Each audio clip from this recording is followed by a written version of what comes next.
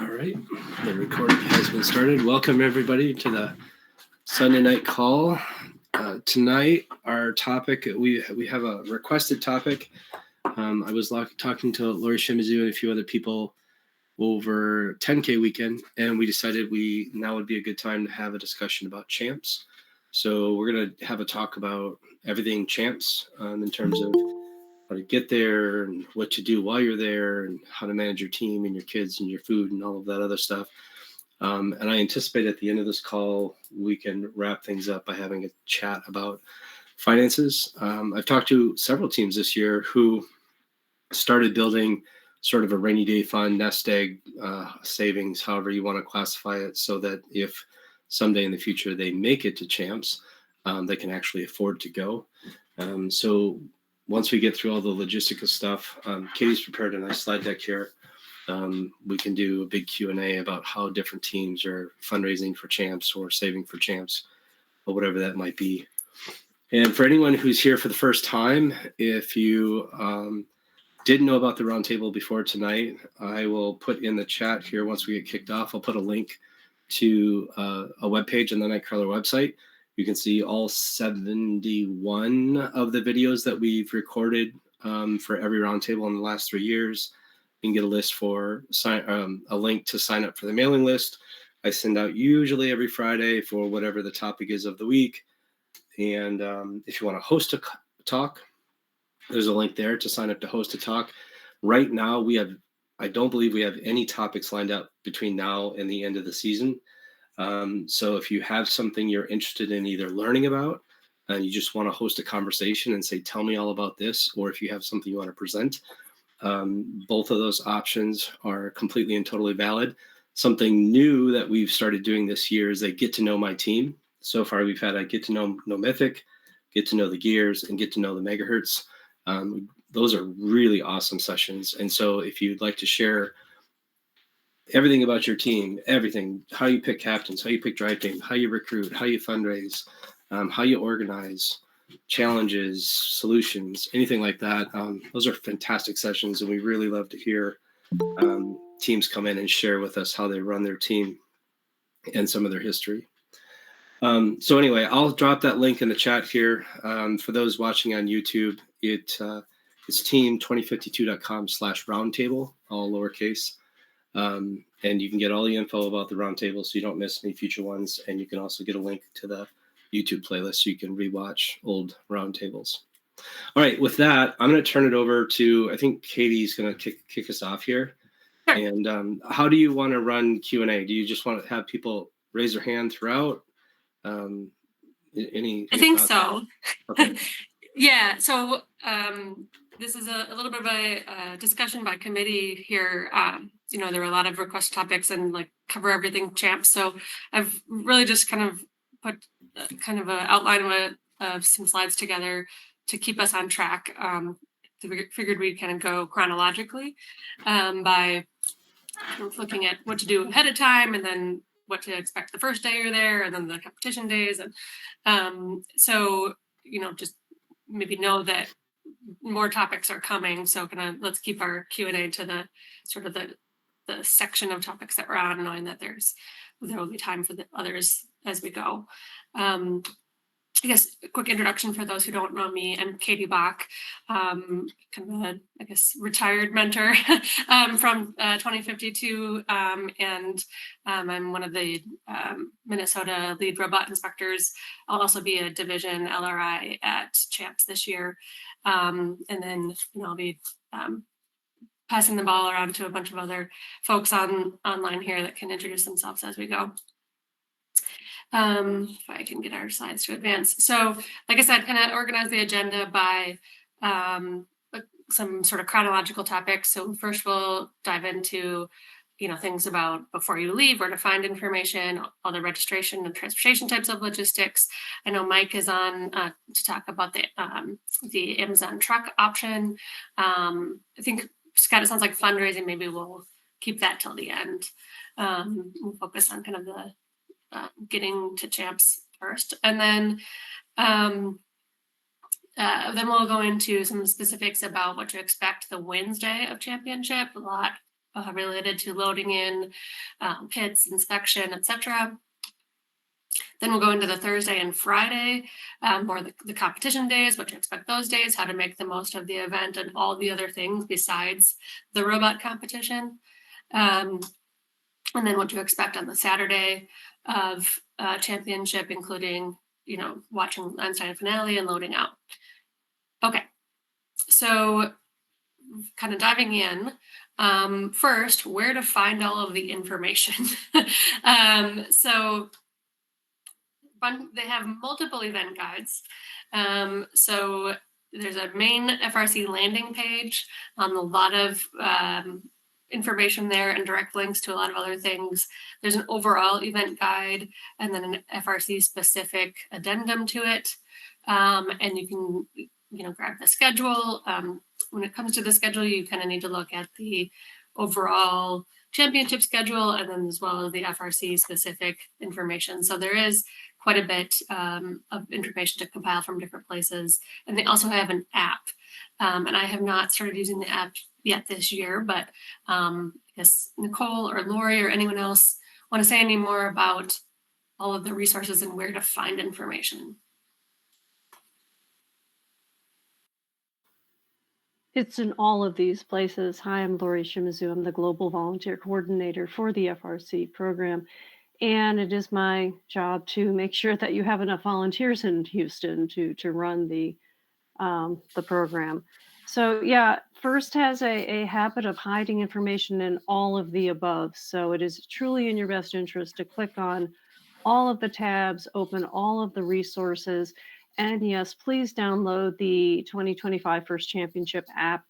Today, they loaded in all the conferences and all the presenters for those conferences. So it has the schedule and things like that, because it's more than robots.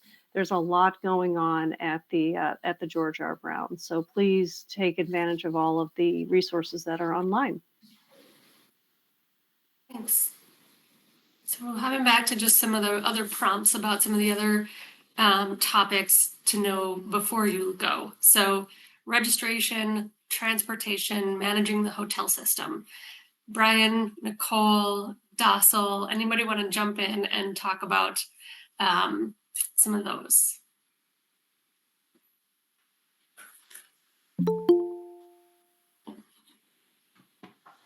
I don't know if Dossel's joined us yet. Hi, I'm Brian. I'm Metro 2052, also a global field supervisor. I don't think there's a lot new on registration front this year. The biggest change is, of course, the hotel system that we're all kind of familiar with. Or anyone who's started the process of going through the CHAMPS process is familiar with the new hotel system. I'll say we got our email. We registered last night for CHAMPS at like maybe 6 or 7. We ended up getting the email for the hotel system like 8:00 p.m. last night. So it was actually a lot faster than we expected.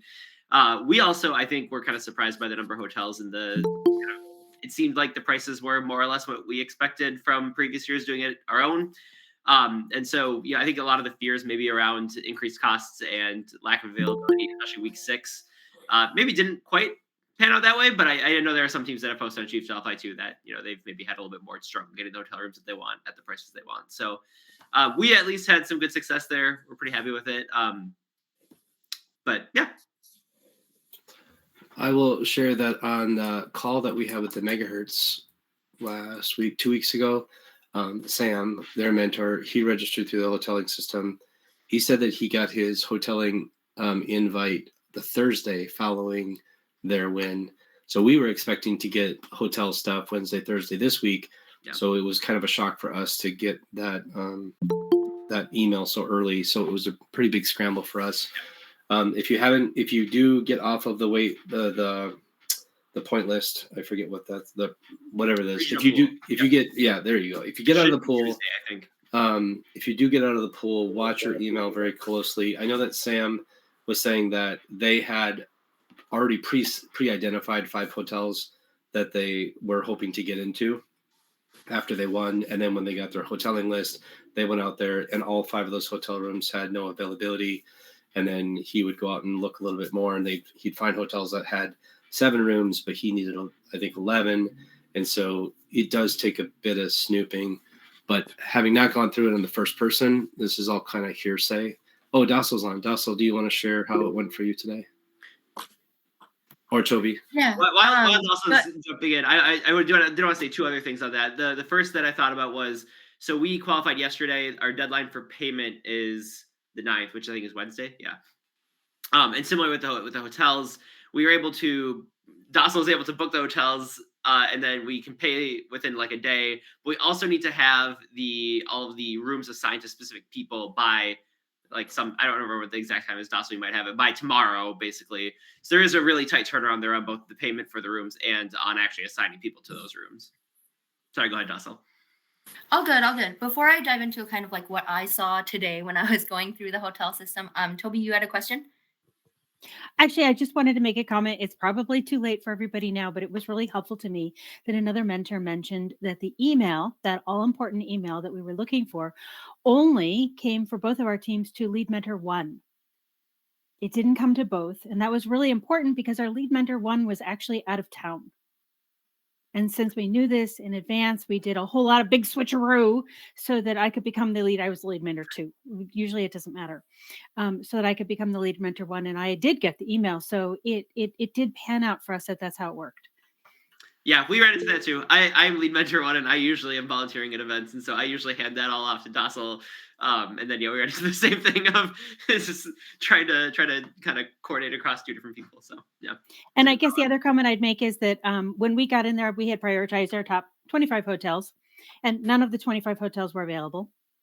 So in fact, there were no hotels in walking distance, and we're flying.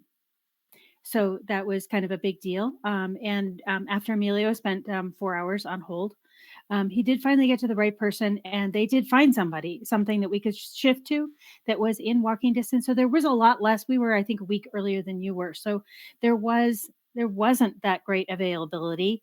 And if what you got really won't work for you, I'm putting in a plug that you might want to take the effort to get a hold of people and see if there's something that could be gotten better for you if you have specific needs. That's it. Thanks. And who did you contact for that, Toby? Did you contact individual hotels or did you contact first? No, Emilio contacted first, and then he got the right person at first who was doing that. And if you really want that name, I can connect you up to Emilio, who probably knows who that is. I think it might be Julie or Julia somebody. That was one of the things that took the longest. Awesome. So my experience today, just booking for our team, just follow the link and it sorts, you can sort the hotels by cost or by distance from the venue. When I was looking at some of the things that were in our budget, and it might be different because we're traveling on a bus too. So even though we prefer not to be super far away from the venue, I think that wasn't a limiting factor in how we chose hotels. So I chose the hotel, clicked on how many rooms we needed, and we had already created a list of students who would be attending. We had a contingency plan kind of set already. Like if we were to travel, here are the students who are going, here are the mentors who are going. So we had all of the rooms kind of already set. And so by the time I opened the page, selected the hotel, they told me how many rooms are available. It does, if you indicate how many rooms you need, they do show like partial availability versus like 100% availability depending on the hotel. So that part was nice, that being able to sort by like cost and being able to see like what's available instead of like going into a hotel page, finding that we didn't have enough rooms and then going back. And then now I think the process is I have to submit a spreadsheet with all names, and then it looks like the badge and the hotel registration are all in one spreadsheet that I will need to submit by I think it's 5 p.m. tomorrow.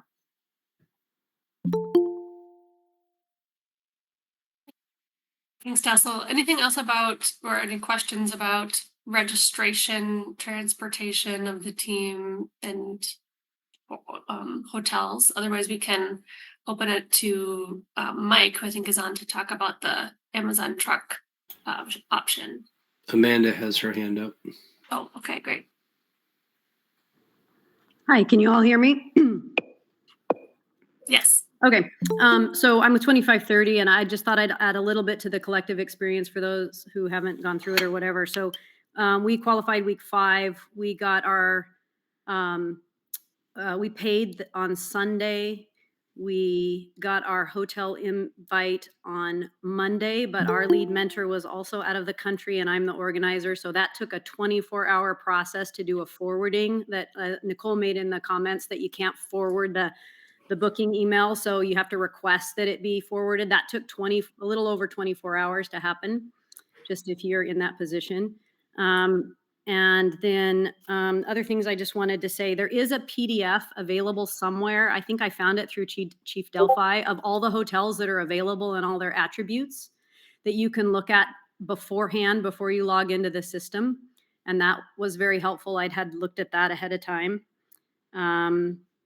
And I just will make one last comment. So you first create your block, which is reserving your number of rooms and the dates that you wanted, which is what sounds like you did today. And then you have to upload this Excel spreadsheet with all of the students assigned to your room. And then once you've done that, you wait we ended up waiting 72 hours. I uploaded that spreadsheet on Thursday, and last night I got confirmation that had been processed, and that books your room and you've got them. And so that was about 3 days that it took for that to happen. It might be quicker for you now that they're nearing the end of the process for you, but I want to strongly warn you all to go. You then create an account on their passkey program and you go in and look at the individual rooms and see who they've put in there. And they totally messed up our rooms. They put like one of our students on there in 2 rooms and left off 3 other students. And they put one of our mentors in 2 rooms and left off other mentors. They just obliterated the nice spreadsheet that I filled out and put in very specifically with all our students and messed it all up. And I had to go through room by room by room and make sure everybody was accounted for. So I just warn you to do the same. Yikes. Okay. Good to know. And that might come up again when we talk about checking in on site, which could be an issue if they don't have everyone's names accounted for. So, but in the meantime, let's call on Mike. Are you on and you want to talk to the shipping option on the Amazon trucks? Yeah, you bet.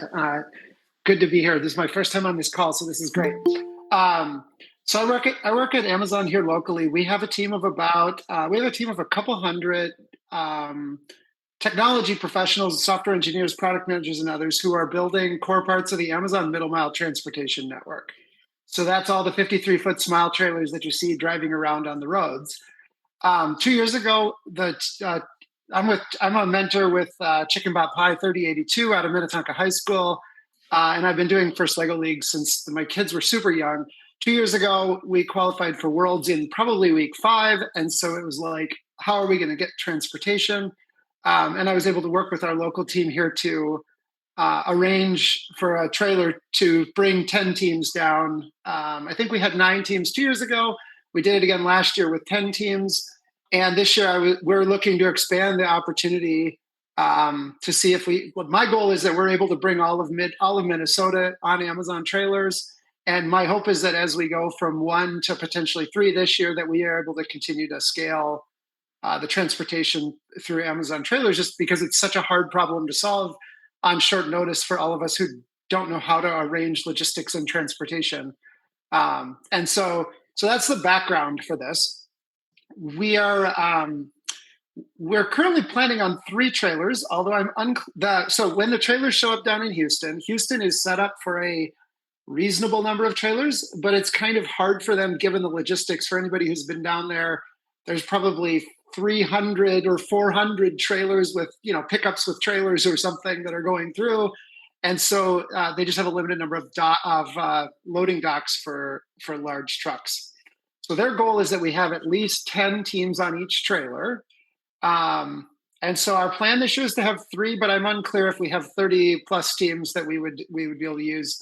I don't know if Nicole or Lori or Mark, if you know, if we know that yet, or if we're going to decide that in the next day or 2. I think the current count is right around 20. So Okay. we'll have to see how that expands in the next couple of days. Yeah, we should see a few more on Tuesday with the regional pool. Yeah. Okay. So But I we're don't think currently we'll planning. hit 30. Okay. So So then I think we'll have to make some decisions here in the next couple of days. The current plan we've arranged with Minnetonka High School, Egan High School, and Bemidji High School to be able to have trailers loaded next weekend.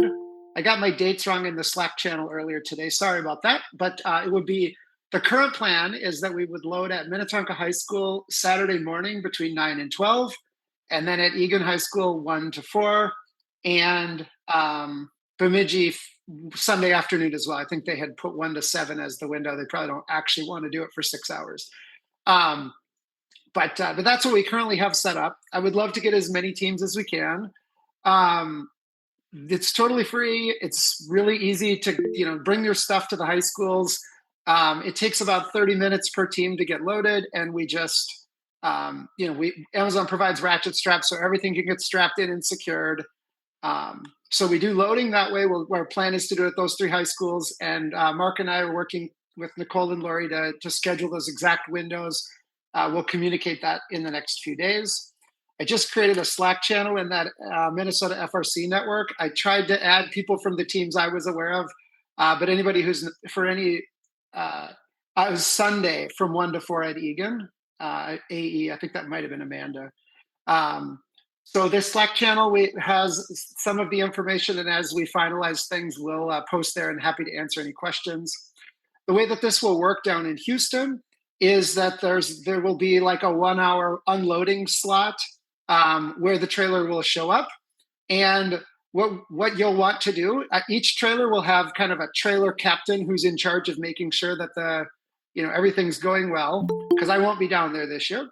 And essentially what you're gonna want to do is get as many kids from you can have 6 in the pits per team. The goal should be that as many of those teams show up at the trailer when the unloading window starts, and then essentially just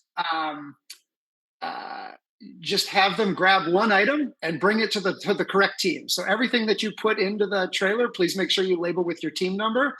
And that way, when somebody grabs it, everything will be on wheels or something that's relatively easy to carry.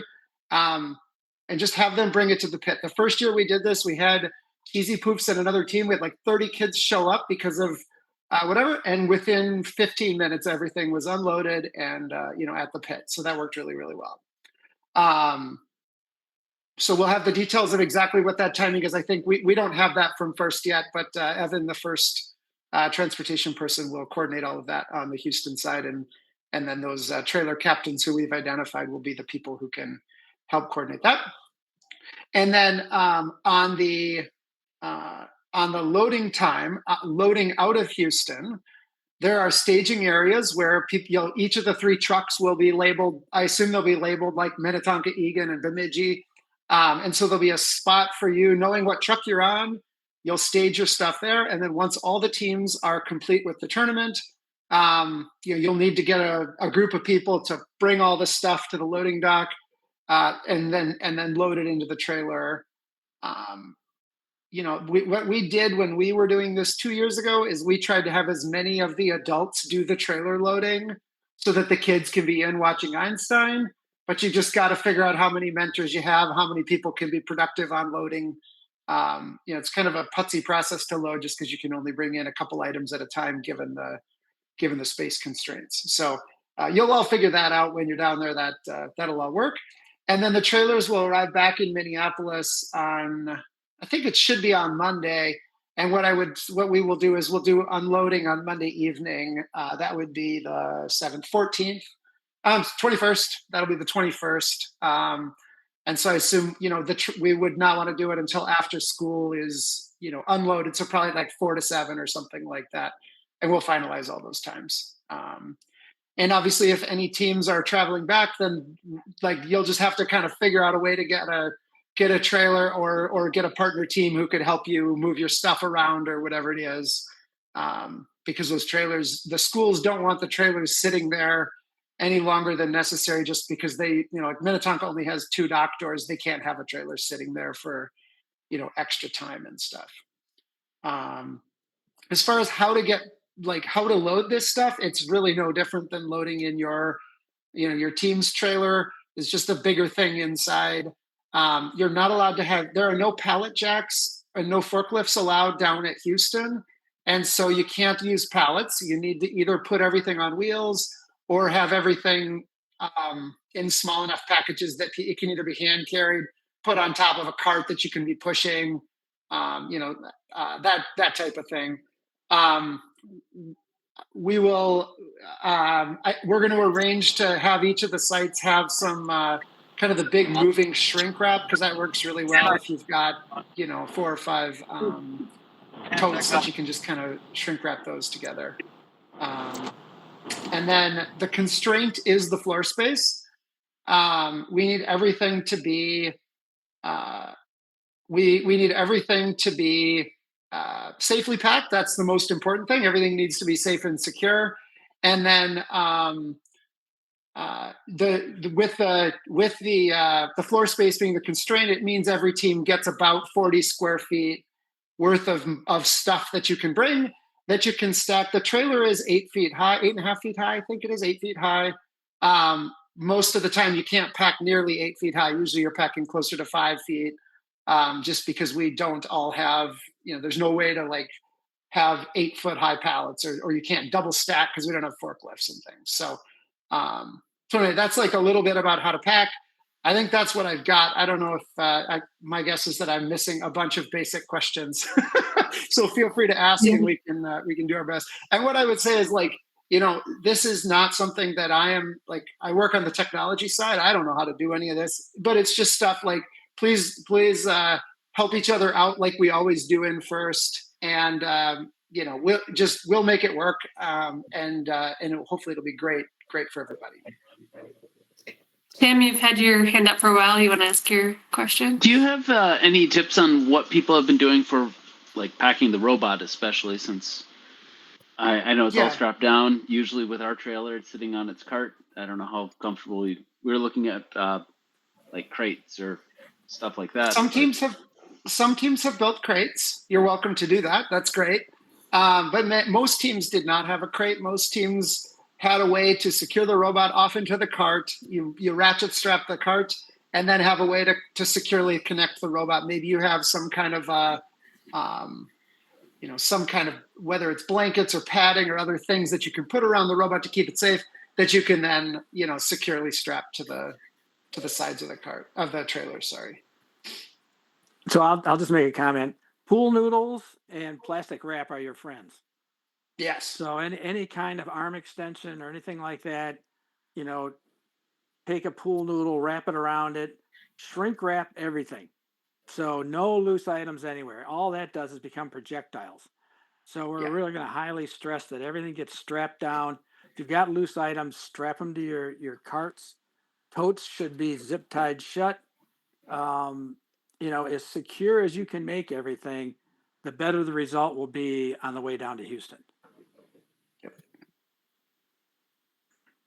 And we'll make sure there's some shrink wrap, but the more of that you can do ahead of time, the better, just to streamline the actual loading process. Also, Mike, thank you for organizing this, because as the person who's pulled the trailer down to Houston twice, I didn't want to do that again. Yes. Yeah. Yes. It's like such a great problem for us to solve, because it's easy for us to do. And it's super hard for everybody. Like, it's super hard for any of us as individuals to do, whereas it's an easy problem for a transportation company to solve. So, not to mention the cost savings. Yes. Just the gas down and back pulling a trailer is outrageous. So it saves each of the teams a tremendous amount of fundraising. Yes. And so this is actually one of the things. I think the one ask that I would have is, as we do this, we will likely want to pull some anecdotes or verbatims or whatever from the team about the impact this had, because I would like to use, assuming this is successful, I would like to figure out how we can say, look, we've done this 3 years, and let's keep making this bigger and bigger over time, because I think it's a really great thing. So that's one of my goals, is that we're able to keep making this bigger year after year. All right, Samantha, cool. Is that your hand up? Is that on the topic here? Yeah.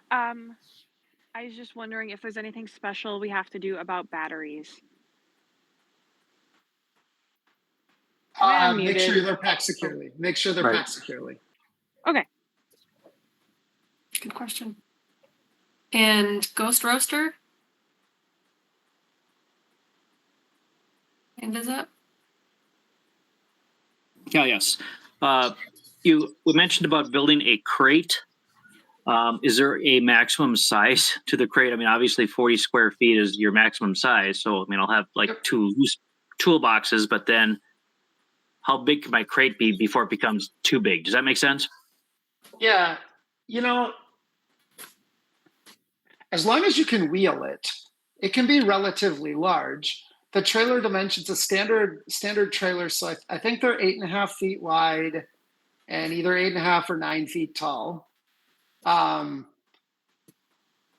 so it's like if you had a 5 foot by 5 foot crate, it would actually be totally fine.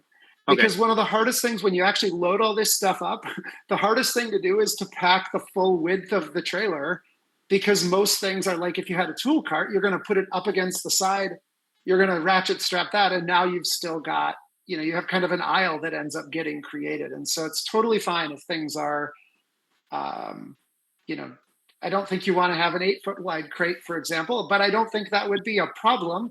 One of the teams a couple of years ago had like one of those super nice, like roadie cases that's probably 7 feet long by 3 feet deep or something, 5 feet high, 6 feet high, something.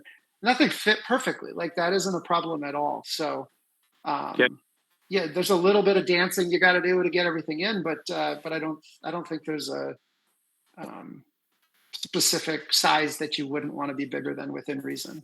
As long as it's on You just have to provide your own wheels, right? Yes, provide your own wheels. If you build a crate, put caster wheels or something on it so that you can just push it, because there are no pallet jacks that you can use down there. There's no way to move an item that you can't carry or wheel. And then just because we're talking about the 40 square feet, I see Caleb has a question about the shape or preferred shape size. I kind of answered that. 40 square feet is just an estimate of like, if you divide all the space, you end up kind of just packing it all in and I'd say you end up making it work. So really no preferred shape. We kind of make it work with whatever people have. Just making sure stuff is labeled. That's kind of one of the key things I think you mentioned, right? Make sure everything is labeled. Yes. All right, I see Scott and Kirk's hands up, and then I'm going to try to keep us moving because we've got a lot of other topics for today as well. And maybe Nate's. So they keep coming. I might cover some of the stuff that Nate was going to say here. So Nate, feel free to hop in as part of my responses here. But we've been very fortunate to use the Amazon trailer now for a couple of years. One year, we took our shipping crate that you used to have to ship your robot. I think we screwed some dollies to the bottom of it so that it was on wheels. And we put a robot inside that crate, and that worked really well. The next year, we took our robot cart and we screwed 2x4s on the side of it and added plywood around it and basically built a crate onto our robot cart. And that worked really well too. Something to think about is there's no really strapping down to the floor, so you have to strap to the wall. So if you're just putting your robot on a cart and you're just wrapping it in bubble wrap, there's really not a great way to fasten that to the wall without running the danger of damaging your robot. So that means it might just sit in the aisle and has the potential to jostle around. So think about putting it in something sturdy that can protect it in case something does fly off of another team's cart, and in a way that it could be strapped to the wall. The other thing I'll say is that if you're using the $10 ratchet straps from Harbor Freight, double them. You can't hurt by putting an extra ratchet strap on whatever you're strapping up. Make sure that if something does kind of get hit real hard, that nothing of yours flies off of your packing solution and runs into another team.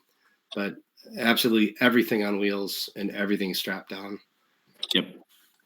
Yeah. And we should provide like 3 boxes of ratchet straps. So we should have plenty there. but obviously, we've not had to use our own, but teams, if you have them, bring them in case we need them. Sorry, I didn't mean strap to the trailer, because yes, the Amazon truck provides the straps to the trailer. I'm saying strap around. Oh, yep. So like if Yes. your doors come open because your lock, doesn't work all the time, Yeah. you don't want your doors flying open on your tool chest. Absolutely. Wrap those up, strap them up. Just be Agreed. extra secure with how you do your stuff. Yep. Make Agreed. sure, like Mike said, that all your items that you're rolling in are labeled with your team name. Last year, like Mike said, the Cheesy Poofs had a whole cadre of students that helped when that stuff came off the trailer. They just wanted to know what pit it went to, and they brought it there. If you haven't been to Champs, the loading docks are at one end of the venue. And if your pit is at the opposite end of the venue, you're going to be pushing all your stuff at least a quarter mile. So it is really, truly important that you try to come up with a plan to roll everything. I know getting your things possibly to the loading site, you may not have a vehicle, a trailer that has a drop down thing to roll all your stuff out. That's fine. Maybe come up with a plan so when we get to Minnetonka, Bemidji, or Egan, to have a base or something that with casters already built, that then you can take your totes and your things and everything, saran wrap, ratchet strap it. Now you've got a rolling thing that then you can roll into the trailer, roll out of the trailer to your pit, then pack back up and roll back. And so it's going to do lots of rolling from the time you get to your location, even though maybe your vehicle doesn't allow for that to be, rolled into. So that is huge, is pushing that. We try to have 5 total things that roll so we can minimize the number of trips. And so a couple of tool chests we'll use, and we're going to take all of our pit stuff and we're going to ratchet strap and ratchet strap and strap that all down. So we have all things that are rolling and trying to make things tall enough. That 40 square feet, you think about it, a tool chest, maybe 10 square feet. And so you got a couple of those, and your robot carts, maybe another 10. So you're looking at maybe 4 things that are rolling and you're approaching that size limit. So, but yes, it's a long, long ways to go. And so trying to minimize the number of things, they're going to be heavy, those things, but that's really important. I'm trying to think of anything else along those lines though. But yes, like Mike said, the semi doesn't get called to load out until they know that everything from all those participating teams on that trailer are staged in that area.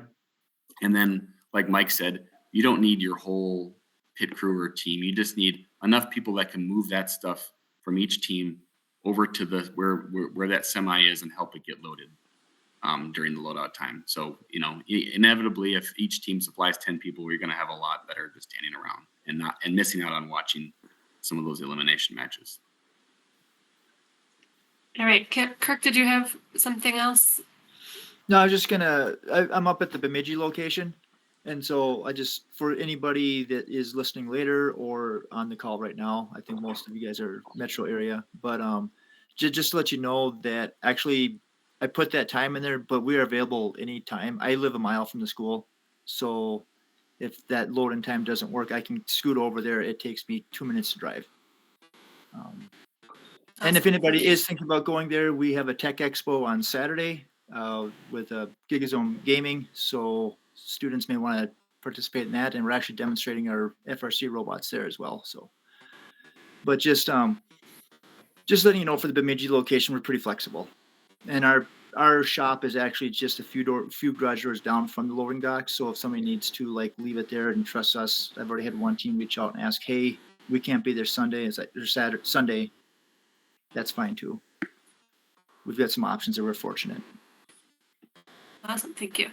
All right, Nicole, you want the last word on this, and then I'm going to suggest that all other questions related to the Amazon trailer go into chat, and we'll keep moving. Yep, I did also put this in chat, but I want to let everybody know Mark's been working on some details and organization stuff, and we're also going to be getting more information from First about drop-offs and times and things like that. So you will get more information later this week, but we also hope that everyone registers for the trucks by Wednesday, so that meaning by the end of the Tuesday, so that we can make some decisions on Wednesday about locations and schedules and stuff like that. So if you have not done that, please do so soon. Thank you. Awesome. thanks. And Thank you. I'm on that. Mark and I are on the FRC or the Minnesota FRC Slack. So if there's any questions there, I created a channel. I put a link to it. If there's any questions, feel free to ping Mark or I directly, or just post them in the Slack in the channel, ideally, because that way everybody will get the same answer. So thanks all. Awesome. Yeah. And thanks, Mike, for coordinating. It's really huge help to the Northland teams. Okay, I'm going to move us to now kind of what to expect on the when you get to Champs, starting with the Wednesday, the 16th. Obviously, there is activity happening prior to that, like the field setup. A lot of people arrive on Tuesday or even earlier.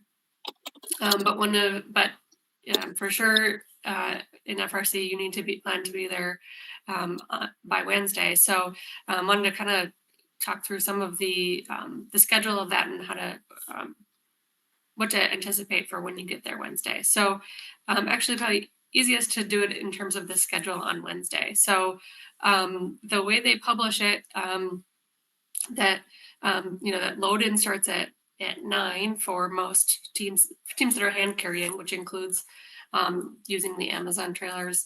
And then our assigned time could, I think, be anywhere on the Amazon truck could be anywhere starting at 9 or much later in that morning or into the afternoon.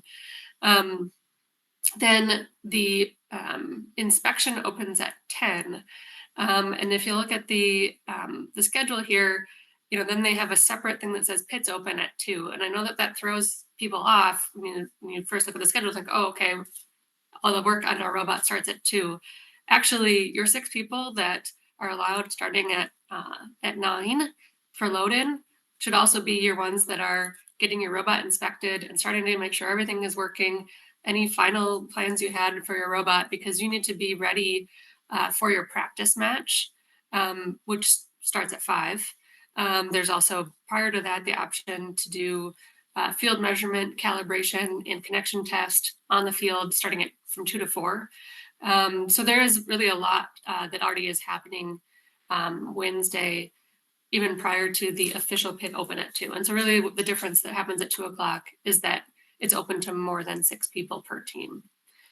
Another thing that's really critical to pay attention to is getting the team's badges printed.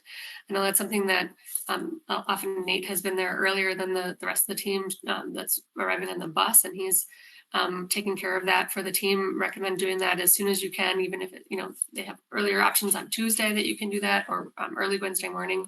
You want to say more about that, Nate? Yeah, sure. So like Katie said, usually I'm arriving with her earlier than the team. And so I usually, when she needs to start working on her stuff for her volunteering, I'm looking at getting our team badging completed.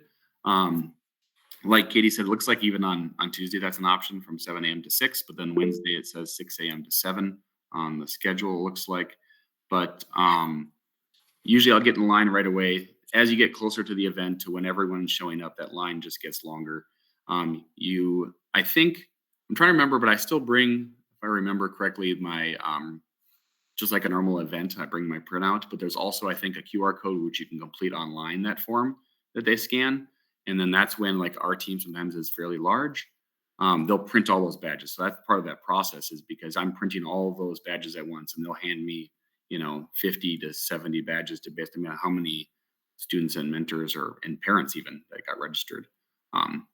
So that can be a little bit of a process. They print those all, hand you the lanyards as well. So getting that done, having someone that can complete that earlier on is a big benefit, than instead of waiting closer to when the team arrives, because they need to get into the venue, into the pits. They need that badge. And so oftentimes the buses on our team is arriving on Wednesday. And so I make a handoff and hand all those ones that are not part of those 6 pit crew off to Dossel, and she'll get those out to the rest of the team. And then I can have my pit crew in the pits with their badge. So getting that done sooner than later is really important. Yeah. Nicole has her hand up. You want to talk to some of that, Nicole? Sure. I'm actually in pit admin at FRC. On the first day, on Wednesday, when everybody checks in, we have that central location. But on the other days, I am at one end or the other. So your guess is as good as mine which end that will be. That being said, the process to check in 600 FRC teams is not without hurdles. Please, please, please make sure you have everyone on your list. Everyone has consent and release forms. You've added everybody that needs to be in there. Because if you have to stand in line a long time like Nate, and then you don't have everything and you have to go stand in line a long time again, that just makes the entire process much longer, and you can't be in pits without those name tags. If you all remember, security has been checking that. So the other question that I want to mention that I keep getting asked is if you have people who are coming to watch who are not registered with the team and in the team room block, they will have to get a spectator badge by waiting in line at spectator registration on the main floor. So it's going to be a little bit longer. They're going to have to wait in line, but that really is the only way to get people in that are not registered with a team and in a team hotel block. Thanks. Thanks, Nicole. And I know Brian Herbst is, I believe, still on, but has to leave at 8. And I want to make sure we give him the floor to talk about the field calibration, measurement, practice field options and how to use those, and anything related to kind of getting ready to play and practice. So, Brian, do you want to jump in on that? Yeah, a lot of that stuff is very similar to regional events. We have that measurement and calibration period if you need to calibrate sensors, cameras, stuff like that. They do advertise it as a connection test opportunity too. I'll admit, I don't think I've ever had someone actually asked to do a connection test during that period. But if you've had, issues with your dashboards, your cameras, or whatever other sorts of weird things at previous events, great opportunity to do that. Just like at regional events, if you want to use any of the practice areas, you do need to be inspected. To get to your one scheduled practice match, you don't need to be inspected. So kind of same setup as regionals. Some of the differences. So the way the practice areas are set up is on each end of the venue, so far ends by your pits, there's 3 kind of opportunities for practice areas. There is one fully wireless field that's going to run full matches. So if you want to do both auto and teleop, if you get 2 matches that are going to just run back to back. So you run a match, reset, run another match. There's a second full practice field setup that does autos only. And the current plan for that is they'll do 3 kind of auto runs. So you'll run 15-second auto, get a couple minutes to reset or deploy code or whatever you need to do. Second, then there'll be a third one. So you do 3 autos back to back to back. And then the last option is just like you've seen at regional events in the past. We'll have, I think each end is going to end up with 6 full sets of the kind of the wooden structures that you've seen at regionals. And those are a little bit more kind of, they're a little bit more freeform. The kind of limitation there that we have this year is you won't be able to run your autos on that wooden field. So the only places you can run auto testing are the 2 full metal border field setups that they have going on there. And then I think that playground, I want to say it's 10 minute time limit on the playground as well. So those are kind of those main practice options that you have available to you. And the 2 big full field practice options, those are wireless. So you use your competition configured radio and then running a normal FMS. Exactly. And the playground are tethered? Yes, playground is tethered only. The other difference there is the full fields will have game elements available. If you're using those wooden playground elements, you'll want to bring your own game elements because there won't be any coral or algae available there. And then I think there will be information in your registration packet you pick up that says how to get time slots, right? There's like slips and a couple other things there. I just posted the link to the practice field info. There's no like time slip or anything like that. The kind of one exception is, and I don't think this applies to anyone on the call right now, but if you do ship your robot via the FedEx voucher, you get earlier access to both the practice fields and some of the other the pits and I think a couple other things. Just because you've lost your robot for a week to ship it. The other thing that is new this year that we're trying out is we're going to have Nexus set up for the practice fields so that you can theoretically see, we'll see how it works. We're trying it, but you should be able to see kind of how many teams are in the queue and kind of get a good estimate of how long that wait time will be to try to make sure you get to your actual matches on time. And Justin, I see your question. Do the wireless practice fields use the same radios? Yes, everything will be the same radio. You don't need to like swap out to a different radio that is at the field or anything like that. you just configure it once, just like you do at a regional, and you're good to go. Yep. All 4 of those kind of full practice fields know all of your radio IDs. And that reminded me that I think there's actually, so there was the badge printing process that we talked about. That's one thing. And then you also still have to check in your team at Pit Admin, and you get a big packet of all your like driver buttons and all of that stuff. So you actually have to do sort of like 2 different check-ins, right, Nate? Yep. You get the badging done outside, and then once inside, I would go to Pit Admin and grab my packet of information like at a normal regional when you register your team inside at Pit Admin. And I also, Brian said it, you get 1 scheduled practice match. So I really want to emphasize how critical it is to go to that. Even if you don't have your robot, fully done the way you wanted it, just to do make sure you connect to the field, that you know the queuing and the path to get there and how long it's going to take you to walk there. Really critical that you do that check-in at Pit Admin, you get the practice field schedule, and you pay attention and get to your practice match on time. So that you have that connection option. All right, to talk a little bit about inspection specifically, there's really not a big difference in terms of inspection versus how we run it at regionals.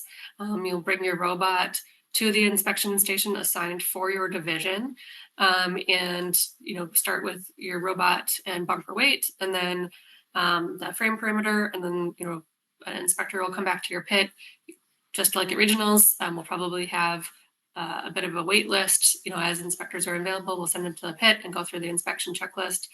One thing I'll emphasize is, of course, something that may have passed, or something that was missed during your regional inspection, doesn't mean that just because it passed before doesn't mean that that you're gonna it pass again. So make sure that you're going through that inspection checklist yourself with your team members, that your lead students that are going to be in the pit during inspection know how to facilitate that inspection and help the inspector find all your wire sizes and see what they need to see and answer questions, so you can get through that really efficiently. I'll also say, we really try to have consistency across all of our different geographic regions, but your inspector may have been trained somewhere else, and there's just some variation. And so if you believe that the inspector is interpreting something incorrectly, or you're they're asking you to change something that you disagree with, please take ask to have that reviewed by the division LRI. Don't feel like you have to change something if you disagree. Really make sure that you're using resources available to you, and that's what the LRIs are there for. Obviously being gracious about that, but there's opportunity for you to push back on that if you need to. Matt Mittag, I believe, is on. Anything else you want to add related to inspection? No, I think you covered it really well. I think the big thing is, it's like I said, the inspections can be very similar to a regional, with the one exception of this year, we're not, we did more of the weighing when you load in. It's just going to go right into inspection. So there's not going to be a pre-weighing of the robot. It's going to go right into inspection. And to Katie's point, that we encourage everyone to start right away. 75 teams per division, and you're going to want it so that you can get the practice field and all of that. So I highly recommend starting inspection as quickly as possible. We'll also do the re-inspection after your last qualification match on Friday. So come right back to inspection after you finish your last match, and we get everyone through that, just like a regional. Double check the no weight changes as an indicator, and you're on your way. And of course, if you do make changes throughout the event, similar to regionals, you just bring your robot to inspection and show the change and record the updated weight. One thing I'll also mention, noted here, at regionals in Minnesota, and we have a very trustworthy event. People leave out their driver stations, their laptops, and really don't have to worry about things going missing from pits. In Houston, please do not leave unattended valuables in your pit. If you're going to lunch or leaving for the evening, lock up your driver's station or take your laptop with you is even better. Don't leave out your team cameras and GoPros and things on your robot. Please keep things put away and locked. All right, I will just obviously this is really tough to read. This is an overall view of the pit and field layout for FRC in the convention center. On the top side of this is the doors that go out to the loading dock. And then on the left-hand side is the pits for 4 of the divisions. There's all of the fields lined up in the middle with bleachers on either side for watching those. And then on the far right side is the other 4 division pits with, I guess, practice fields are on the far ends. And then on the bottom of the page here is kind of like going out to the main sort of hallway in the convention center, and that's where you find things like the first store, the registration desk in pink there, where you'll get the badges printed. Exit out to the plaza area, and there's a kind of a green space, and then I think there's going to be probably food trucks and other things to do outside on the plaza area. And then there are multiple floors in the convention center that go up to other areas, including the FLL, FTC, competition spaces, the judging rooms, the innovation fair. So this is a gigantic venue, and like Nate said, your unloading spot could be assigned anywhere from left to right. You go, you get your stuff off the truck and you walk in, and then you have to push your stuff to your pit. And even just getting from your assigned pit to your field to queue it can be quite a walk. So plan ahead for a lot of walking. All right, I'm just gonna pop back to what I had as notes on the agenda. I think we covered all of these. Any questions or comments, things we missed related to kind of what to expect on that Wednesday of the competition?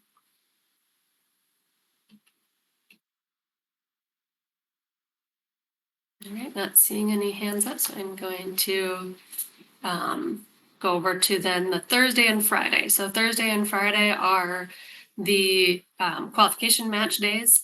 It's the early days. I think the pits open at 7. And the opening ceremonies are at 8, and then it goes right into qualification matches. There is a short window, I think it's listed on here, half an hour for robot sensor calibration and connection test, in case you weren't able to do it the day before. But then it goes right into the qualification matches. The divisions do take an hour and a half lunch break, and partly that is because with so many people trying to get food, there's a lot of lines at a lot of the food places. So going back to some of these topics for the Thursday and Friday, kind of match queuing, what is in the field. Yoji and Nate, do you want to cover anything related to that?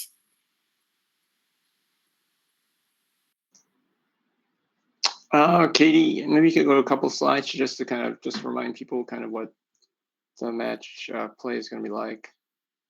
I think I gave you a slide. This one, yeah. So again, it's about 600 teams plus or minus 4 or 5 that'll be attending championship, and they're randomly assigned to one of 8 different divisions. So it should be about 75 teams per division. You should get your division assignment probably later this week. It generally happens 6 to 7 days before championship begins. And you should basically think about each division as a regional event, a separate regional event. So we basically have 8 regional events running side by side all the time on Friday and Thursday and Friday, starting at 8, ending at 6 on both days. I believe at least for the past couple of years, the qualification match schedule is usually published and available before you get to Houston. It usually shows up and published on the first website on, I think, Monday or Tuesday. So you should know what your qualification match schedule will be like even before you get there, and what teams you're playing with in that division. So long days. but that's basically what you should expect. If you're in one division, basically treat that like a regional, and you'll have 2 full days of qualification matches. Yeah, the like we were talking about earlier, at our events we usually have keywords that help find you and remind you to get to your match. We start using Nexus, and we won't at Champs. There'll be no one coming to get you for your match, and you won't be able to hear the queuing necessarily. I mean, I recommend. I don't think they even announced queuing. No, that's what I mean. They don't. So I mean, and it's just hard to hear in general. It is. There are screens showing in certain locations near your pits what actively match is being played that same live stream, so you can get an idea right there what match they're on, and to know, okay, it's 3 matches before we need to queue. And compared to our event this last weekend, we only had to queue like 50 feet. Oh, this is much longer, so you got to allocate the time to walk there and be prepared. So start early, figure out a good plan of how many matches beforehand to get there, and make sure you have everything you need on your cart when you leave your pit too.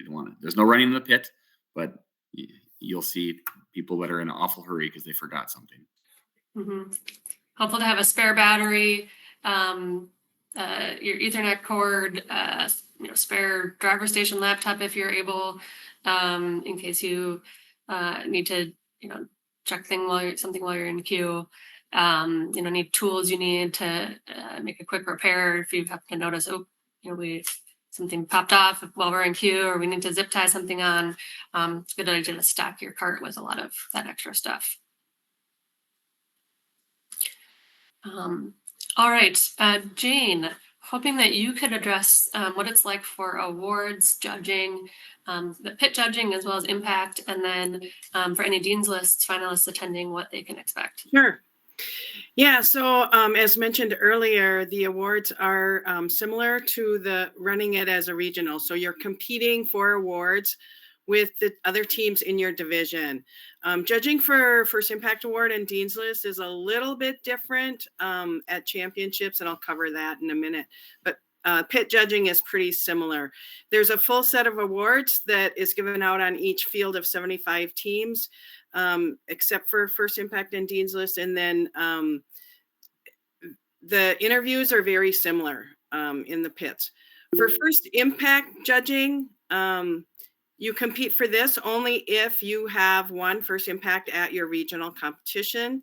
You get assigned a time in an interview room. Very similar. You do a 7-minute presentation, 5 minutes for Q&A. For that one, they do announce 3 First Impact Award finalists on Saturday morning, and those are across all 600 teams. So they're not by your division. Then the winner for First Impact is announced after the final Einstein matches. For pit interviews, very similar to regionals, teams compete for team attribute awards, robot awards, and then they're given out on the field. The one thing I will say is that because there are so many teams here, the judges may be needed to cover more teams, and just be very respectful of the judges' time and be prepared when they come and organize, and make sure you cover, if you want to talk to them about certain awards or certain aspects of your robot, be sure that you are prepared to do that in the first few minutes of your interview, because your interview might not be as long as you want it to be. So just think about that as you go forward. Also, if your team is not in the pit, or if you only have a couple of people there, the judges are allowed to interview anyone on your team, and they are not obligated to talk to any specific people on your team. So just be prepared to, have, people who are in the pit be interviewed. If you want certain people there, you'll have to make arrangements for that, I guess. Jen, is there a specific time to expect judges, or could it be any day, anytime Thursday or Friday? Anytime Thursday or Friday. And I think each division will they may have their own schedule. I mean, we're usually given sort of a guideline of when to come back with our interviews finished, and there's a little bit of flexibility on that. But then after we do some deliberation, there may be follow-up interviews. So there's no telling what they might do. But it is those 2 days. For Dean's List, the Dean's List finalists from the regionals compete to be the Dean's List winners. However, there are no interviews at championships for the Dean's List final decisions. Those decisions are made based on submitted essays and the judges' notes from regional interviews. So they just take that information, and then they will be announcing the Dean's List winners on Friday. I think it's at noon that they have a Dean's List celebration. Thank That's you. it. Any questions or comments on awards?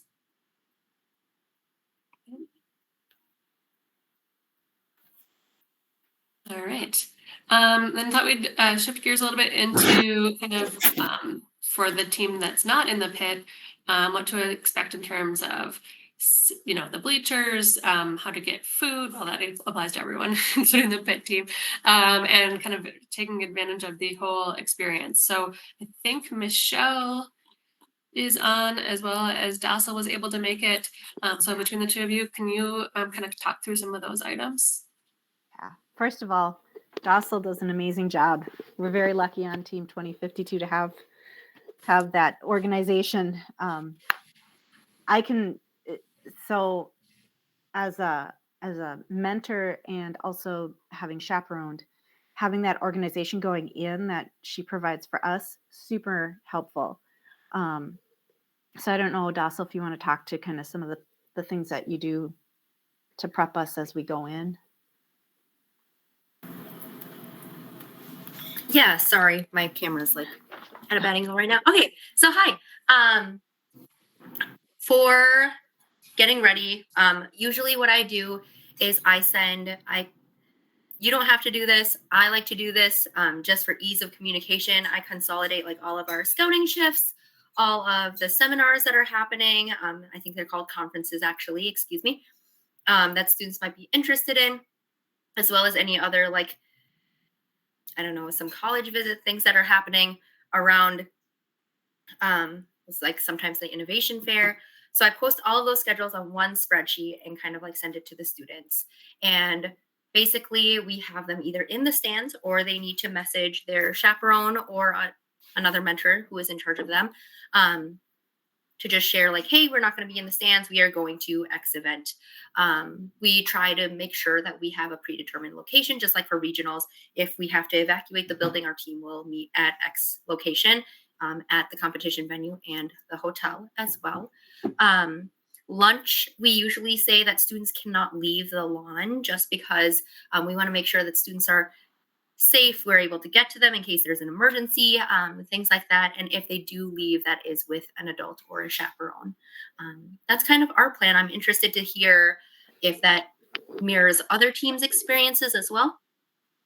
One thing I'll add that Dassel didn't mention is that as a requirement for travel, just on our team in general, they need to be part of our Slack, our team Slack that we use. So whether you're using Slack or Discord or some other sort of organizational way, that's a requirement our students have to have so that they can communicate with us at all times. And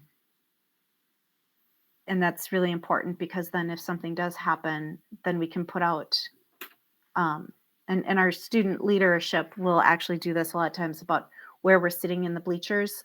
One of the challenges is always kids like to leave stuff in the bleachers. So trying to really stress that they have backpacks or anything like that too. And then also having, just reminding them not saving seats. We want to be really respectful of that too, as just a team in general. So those are some of the things that we try to really stress with the kids. And you had to managing team rooms, getting them around. One thing that we do is we do have a points system. And so for lettering. And so we actually do encourage them to go to the conferences, travel in pairs. is really important. Check in and let us know if they're going to be going. And then one other thing that our students have done, our leadership, our students have had fun creating to get that full field or that full team experience and kind of keep people focused on the event and keep them excited, is doing a bingo card or scavenger hunt for the course of the event to get them to experience things like the conferences, the innovation fair, and then going to like the FLL or FTC. I mean, that can be like with photos of like photo submissions or having an actual physical card. Dominic?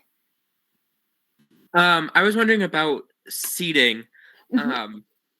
We are fortunate that we're having a lot of parents come down with our team. Right now, we have about 19 parents coming down with us, but obviously that means that we're going to have a lot of seats that we need in the stands. I guess I'm wondering, how early do you often go to the venue?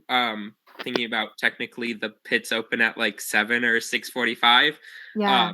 So do you often get there right then to get good seats? And sort of how do you go about when your matches do come up? How do you make sure everyone who wants to watch your match make sure they get a seat? Great question. We've got a larger team. So we're planning to travel 35 students. We travel 30 to 35 students a year, plus mentors, plus parents. Excuse me. And we also have scouting. And so that keeps a certain number of students in the pits in an area. We travel to the venue with everybody on the bus. So we're not all coming in at different times. So then everybody's going through security. We try to general gates open at 8. Trying to remember. Well, I think it's 7 to get to 7. the pit. It's at 7 to the 7, pits, but to get into the actual venue, I think it says all 7. I think so. I don't think there's a separate gate to the fields. Yeah. It's been a year. We all get there. We all get there at the same time because our pits our students that are on drive team and in the pits need to get there right away. So we just bring the whole team. And then we kind of target depending on, of course, which division you're in, we try to target being kind of in the center, maybe a little higher, although obviously you get what you get. And don't throw a fit because you're lucky to be there and have a chance to sit. And we try to sit everybody together, then communicate out once we have that spot where that is so people can find it, which staircase we're on and where we are, and communicate that through the general chat. I think, is there anything I'm missing on that, Dossel, as far as I don't know that we necessarily have a strategy? Yeah, I was going to say that pretty much the same thing, Michelle. So we do get there before the venue opens. The line does get quite long, so I would recommend getting there early if seating is a concern. I will say, though, all of the divisions we've been in, we have really not had any barriers in seating the team together until we get to, like, if we were watching the Einstein matches. So I hope that answers your question. Yeah. Maybe. Oh, go ahead, Dominic. I had another question that popped up about seating. I guess I don't know if people know this, but about accessible seating at Champs. One of our students needs accessible seating. How does that work? Like, how many people can sit with them? Or is it just that one student that gets to sit alone down field side? How does that all work? We haven't had to use the accessibility, but I know they have areas. Lori or Lori maybe. Yuji or Nicole, do you know the answer? Or anyone? I know in the past there's been accessible seating on the sides of the field. So sort of right in front of the stands, and there's usually a row of chairs. So I would say if you have the person that's, say, in a wheelchair or something like that, needs somebody to accompany them, that's probably all right. But you can't have 3 or 4 or 5 people. Yeah, I would agree with Mark. I think that's typically the policy. If there's someone that needs to accompany the individual down to accessible seating, that'd be okay. And we do try to keep the lower levels of the bleachers clear for more of the team members to sit, so that you are close in and can talk to your person who's down on the field, but the person who's coming in needing those accessible seats will have 1 or 2 people with them at the most. And kind of on the topic of additional needs, thank you, Lori, for populating some information on the access to the quiet room and prayer rooms. Do you want to say anything specific about that? The only time that the quiet room may not be open is late on Saturday afternoon. It truly depends on volunteers and staffing. That is, as you might imagine, one of the more difficult times to convince people to volunteer, since everybody wants to be watching the Einstein matches. But these are the hours that are posted, and truly anyone who needs to access this room, please do. Don't hesitate. It is open and it's there for all of us when you need that time away from the noise and the chaos. Thank you. Popping back, we touched a little bit about food, but not a lot. Anybody want to share tips and tricks on how to get everyone eating all of their meals? Any experiences with doing the pre-order versus having students on their own using concessions or going out to lunch or food trucks? Anyone want to share on that? I have 2 pieces of advice. One is give your students realistic expectations of what it's going to cost for food. Don't have any students going down there with $20 in their pocket if they're responsible for buying their own food. And also, don't be surprised. Don't get caught off guard. So if your hotel is in a spot where there's nothing within walking distance, make sure that you've got a plan for food. If you're taking a bus like we are, some bus companies say you get a ride in the morning, you get a ride in the evening. They're not shuttling you back and forth for food. So don't be surprised by that as either. So think about your plan for food ahead of time. Make sure your kids are aware of what food is going to cost. I think we're recommending to our students to bring $200 in cash. The team is, I don't believe I think we're providing maybe 1 team meal. That's a docile question. But for the most part, students are going to be responsible for their own food. And so give them a realistic expectation of what to expect. Stacy, I see your hand up. You want to comment? Yeah, last year when we went, we were fortunate enough to have enough parents be able to help us, and we just ordered lunches ahead of time and brought them over to that park across from the venue. And I think Whataburger was one. There was like a burrito or wrap place, and that worked out really well for us. Some folks would go out ahead of time and save a couple of benches or something so we could set up and coordinate that. Because food was really expensive. We had some different dietary things we wanted to make sure we could accommodate. So if you have that capability, I highly suggest that. One, to avoid the lines and to give the kids a little more time to decompress from all the activity going on during the tournaments. One thing that we do, so because it can be a little iffy on when you get in on the bus, Docile has been fantastic about this. This was a great idea, and it's something that's very popular with the kids, is on Wednesday when we're coming in, since it's not quite sure when you'll get there. She's actually brought, once we drop the pit crew off, brought the bus out to a mall. And I think it's the Memorial. I looked it up. I think it's the Memorial Mall in Texas. Memorial City Mall. They have an indoor skating rink. They have a double-decker merry-go-round, and that's been someplace where the kids can get kind of free reign once they get off the bus and go decompress and go have some fun, hit the food courts for food before we get started, and actually kill some time until the rooms are ready too, depending on if you're traveling in with a large bus load on Wednesday. So that was just something that's been very popular with the group. Yeah, I know 2 years ago we went to the Natural History Museum in Houston. That was a big hit with our team. So be thinking about some fun things like that too if you're looking for some time as you're getting in, at least in on Wednesday. Amanda? Yeah, I just along with things to do, I was wondering, our team was planning, we're getting in Tuesday night. We're planning on going to the Robonauts open house from 6 to 10 p.m. as an option. Has anybody been to that and offer any tips on that?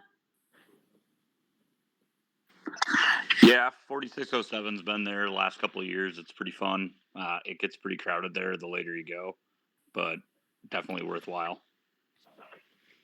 So go early, huh? Yeah, but you'll end up staying late, so it's cool. Thank you.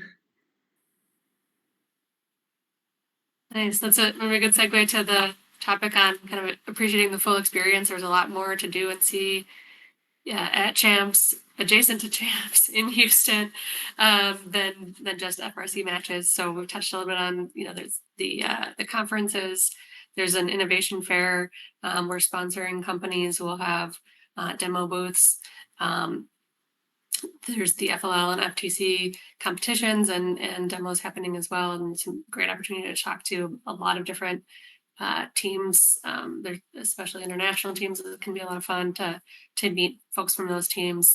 Anybody want to talk more about specific tips related to the overall experience, or and how to kind of connect with other Northland, Minnesota teams and support each other at the event?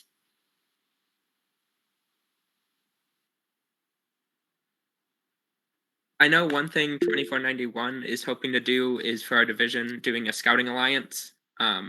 So if we end up in the same division, I'll probably send an email to you soon after we figure out. And if you're interested, we'll host a scouting alliance.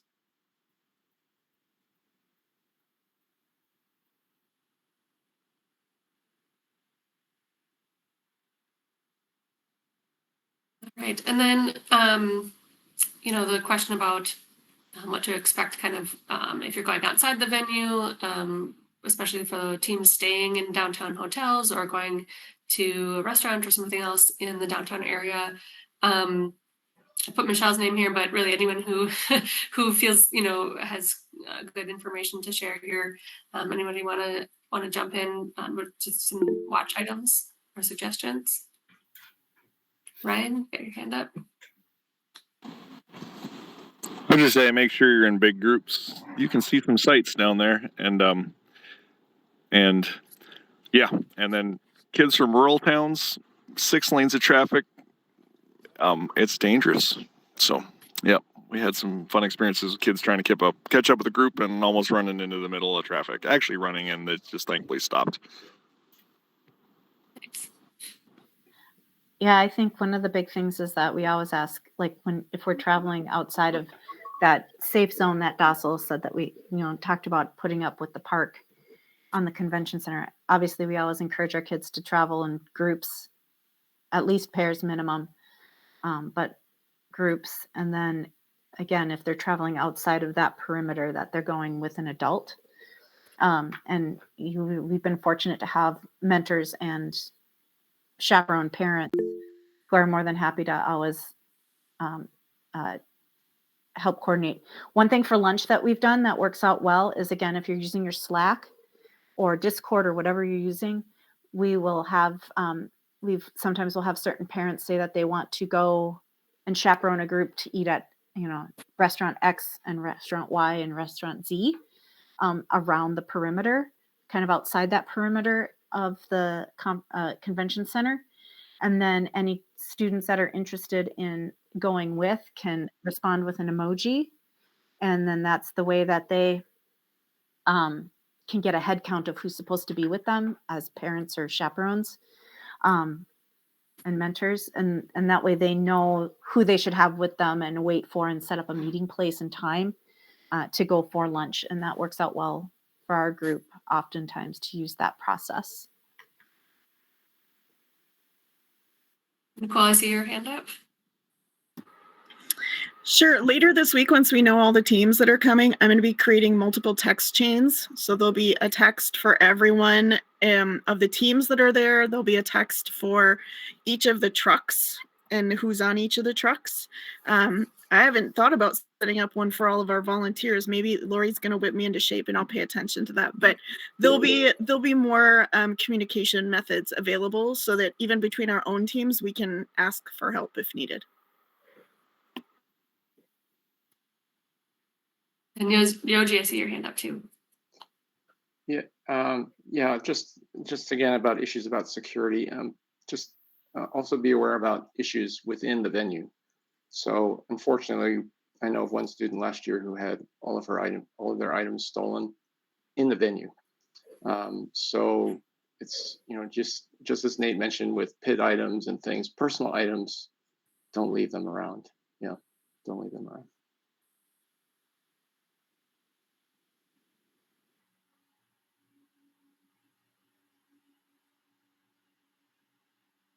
Right. Okay, I'm going to move us on to our last day of the event, Saturday. So Yoji, actually, you want to maybe talk a little bit about how Alliance selection and division awards, what are the differences at Champs versus a typical regional? Yeah, I can be very quick because I think a couple of these items were covered by Jane. But Alliance selection starts Saturday morning. It's bright and early. I forgot, it's like 7 or 7:30 or something. It's like first thing in the morning. Basically, there will be a broad announcement across all divisions announcing the first impact finalists. And then the Alliance selection will take place with each of the divisions. It'll be just like what we've done this year, but the difference is there will be 4 teams in each alliance. So there'll be no backups. And so if you are in the playoffs, you will be able to choose which 3 teams will compete in that match for each and every match that you compete in. So that's the major difference between the divisions, playoffs, and what we're familiar with at regionals. Just like at regionals, in between the rounds of the playoffs, there will be awards given out. And again, it's all of the awards that you would expect at a regional, except for First Impact, Dean's List, Woody Flowers, and Volunteer of the Year. So should be done by around 11:30 noon, essentially, for each division, and then there'll be a break as the division champions get ready for Einstein. Thanks.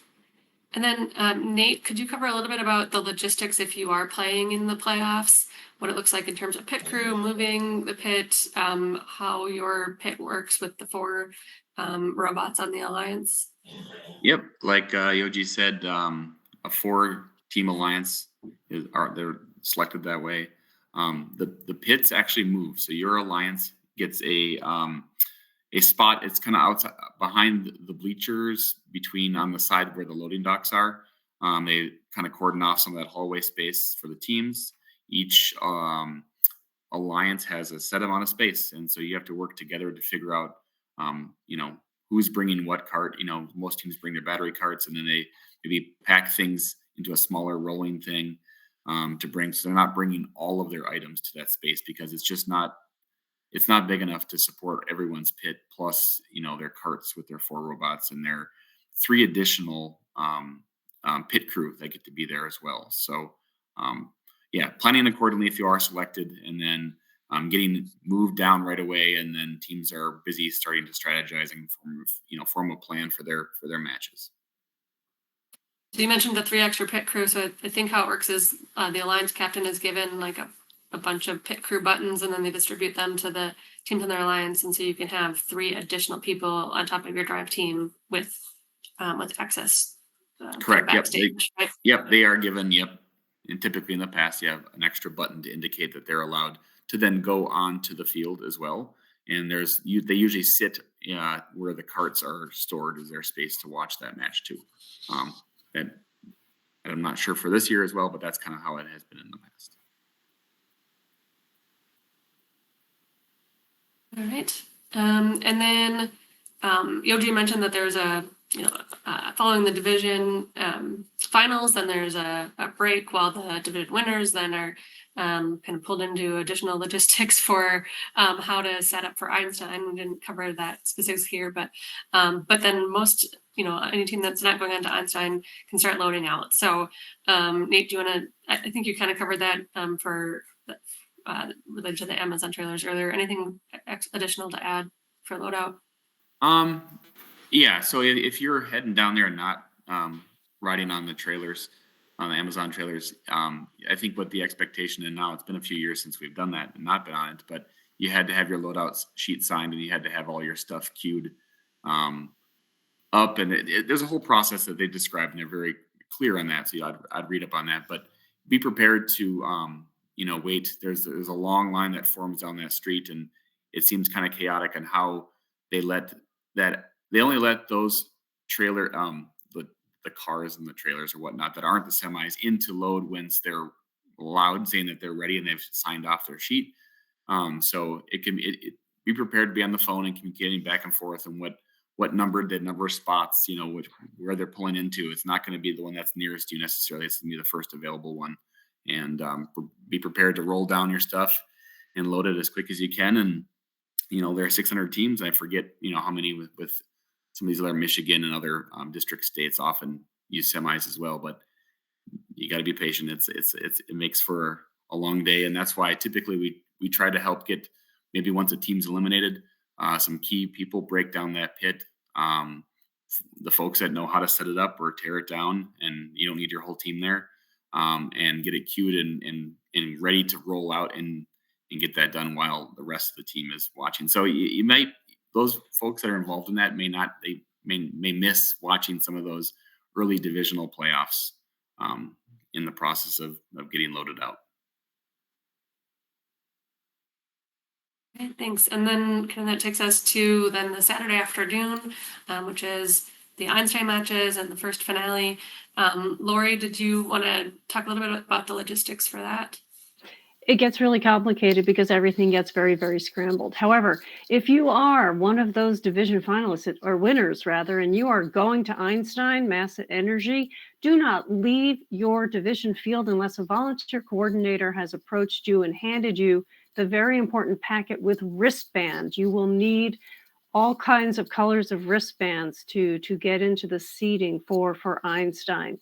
There is also separate accessible seating during Einstein. There are any number of different ways that we are going to be moving teams and their robots and their pits to the Einstein pits and to the Einstein bleachers. However, if you are sitting in those center fields, you are going to have to clear completely out of the bleachers so that we can reset up for the Einstein matches. And that means everyone gets cleared out of those bleachers, and then we start letting people in according to the wristbands that they receive for the Einstein matches. All of this information truly is in all of those links that Katie showed at the very, very beginning. Please take advantage of all of that information that's online. It really is in there, but yes, you're going to have to do a little bit of reading and a little bit of digging. Divide it up. I think someone had said they were doing a scavenger hunt earlier. Make it fun. Go find the information. Truly, if you need me, I am there starting on Sunday. I will be monitoring a little bit in the Minnesota Slack, but you can always send me a direct message if there is something truly that you need assistance with. Thank you, Lori. And tying back to, supporting the Minnesota and the Northland teams there, it's always great when, teams are kind of watching what other Minnesota teams are playing in their, in their division playoffs. And, if they move over to cheer them on in a different division. And it's always fun to see the support that the Minnesota teams are able to provide for each other and cheer on, trying to, see a Minnesota team make it to Einstein. So I'm really encouraged, tracking, on Blue Alliance, how the other Minnesota teams are doing across the divisions and try to support them as much as you can. All right. Any additional questions or comments related to Saturday of the event or in general? We're kind of wrapping up here. Yoji. Yeah, Katie, I know this is a tough thing to bring up, but Champs is an amazing experience. There's a lot going on with matches and FLL and FTC and conferences and Innovation Fair and all these other kinds of things. But if you were at Championship last year, we had a tragedy with a student that we lost.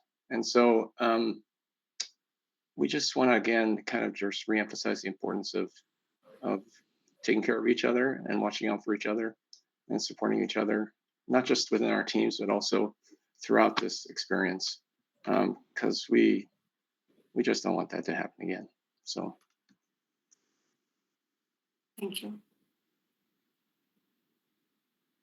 Yeah, it can be pretty overwhelming with how large it is, how many teams there are from all over, and every FRC kind of region or whatever has their own different type of culture, and so reach out. You can always find a friendly face with other Minnesota teams for sure. Obviously, other FRC teams generally, but if you need something, we're gonna find Minnesota teams, and they're always willing to help each other for sure.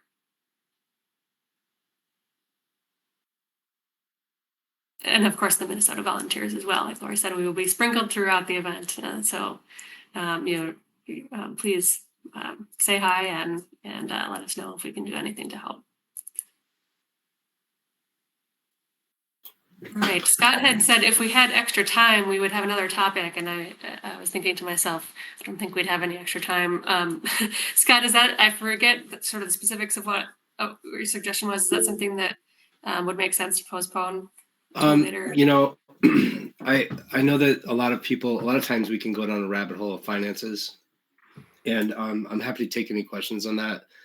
If anyone has any questions about how to budget or how to fundraise, but I think we're better off trying to wrap up than to open another half-hour conversation. But if anyone is concerned or has specific questions, I think let's spend 5 or 10 minutes to do that.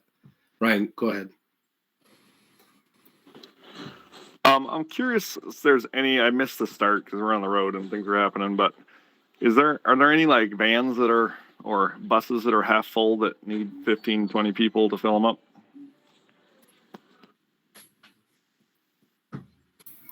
Connect with me, Ryan. We may have some seats. This is David from 4009. Perfect. Thank you. Yep. Oh, and Dasso put a comment in there that 2129 was saying something about that as well this weekend. So I'll throw it out if you're in the mentor Slack, Minnesota mentor Slack, maybe throw it out there as well. Yeah, transportation's hard. It doesn't get any cheaper year to year, it seems. So work with the other teams if there's any way that you can ride share.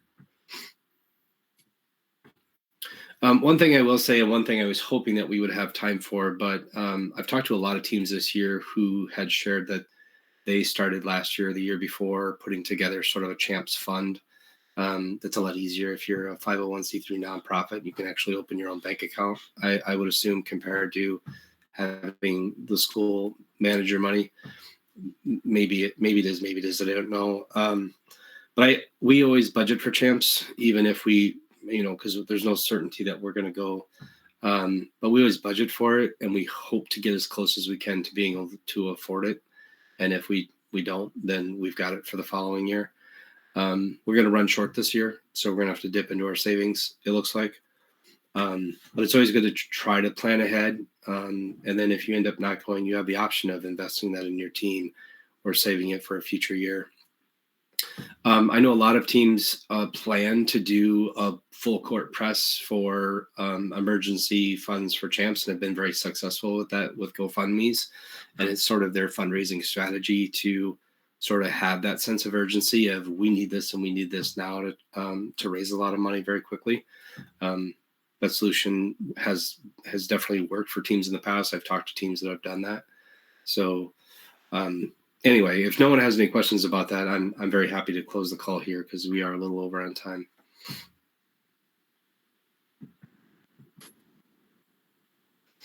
And I will say for anybody who's watching this on the YouTube or doesn't feel comfortable bringing it up now, we're very open. KnightKrawler is very open about what we spend on champs, and I'm happy to share those numbers with you. If you reach out to us, I'm very happy to give you one-on-one advice on costs that we've seen in the past and how we do our budgeting. So we can do this all offline as well.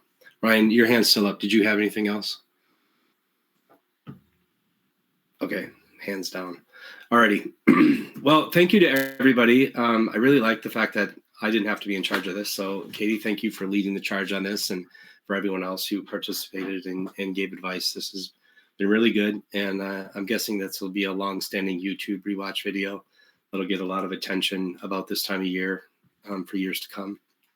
So with that, for those that are traveling champs, I wish you luck, be safe. I hope everybody has a good time. And for those who didn't qualify this year, there's always another chance, and hopefully you'll get a chance to go in the near future. All right. Thank you, everyone. Enjoy your evening. Enjoy your last week before you have to stress and get your robot on a trailer. Have a good one. Thanks all. Good night. See ya.